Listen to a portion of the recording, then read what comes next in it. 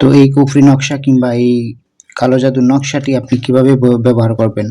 আপনার ভালোবাসার মানুষ, আপনার স্বামী কিংবা স্ত্রী কিংবা আপনার প্রেমিক প্রেমিকা যে হোক, যে আপনার কথা শুনে না, যে আপনার অবাধ্য চলে, তাকে আপনার বাধ্য কিভাবে করবেন?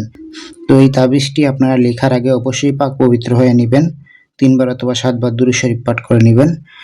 আর অবশ্যই হচ্ছে গিয়ে আপনি নির্জন নীরব জায়গায় বসে আপনি এই তাবিজটি লিখবেন, ঠিক আছে? লাল কলমের কালি দিয়ে লিখতে হবে এই তাবিজটি, যেভাবে আছে ঠিক সেভাবে এই তাবিজটি লিখবেন। কয়টা তাবিজ লিখবেন? 7টা তাবিজ লিখবেন। যে কোনো শনি অথবা মঙ্গলবার এই তাবিজটি লিখবেন। কোন সময় লিখবেন?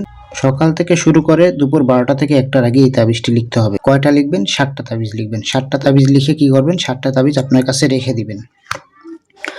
প্রতিদিন একটি করে তাবিজ জ্বালাবেন। প্রতিদিন একটি করে তাবিজ জ্বালাবেন। 7 দিনে 7টা তাবিজ জ্বালাবেন। জ্বালানোর সময় অবশ্যই আপনার ভালোবাসার মানুষের নাম বিনতে তার মা অথবা বাবার নাম বলতে হবে।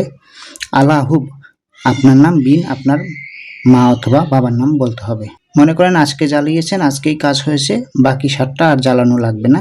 যে এটা ছিঁড়ে আপনি যে কোনো গাছের গুঁড়া অথবা পুকুরে ফেলে দিবেন, ঠিক আছে?